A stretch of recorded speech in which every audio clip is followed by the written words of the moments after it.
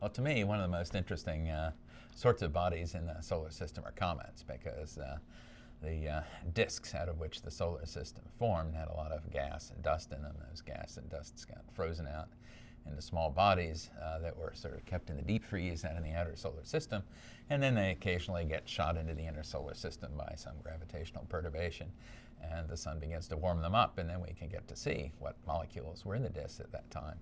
And that's particularly exciting for astronomy, for radio astronomy, because comets tend to come in unexpectedly from far away and get close to the sun, which is where they get vaporized, and that's not good for looking at with an optical telescope. You can't open it up during the daytime, but with radio telescopes, it doesn't matter. You can watch it go right by the sun. So I think there's a tremendous opportunity in that field. For the smaller bodies in the solar system, the Plutos, the little planetesimals in the outer solar system, what you see optically is reflected light. And if you don't know the reflection coefficient of the body, you can't really tell how big it is.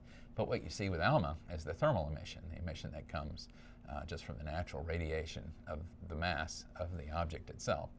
And so we have a much better probe of what the size of an object is.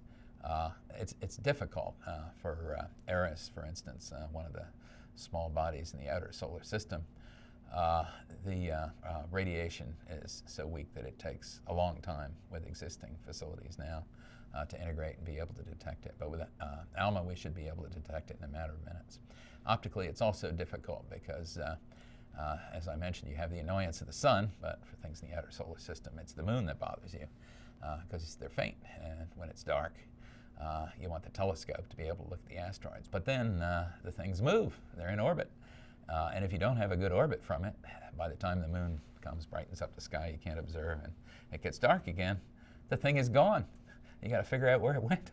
And so it's been very hard optically to get good handle on the sizes and the radiation and the orbits even of these objects. With ALMA, the moon doesn't matter. You can watch it all through the month, and once you won't lose it, and you can get a good orbit for it relatively quickly.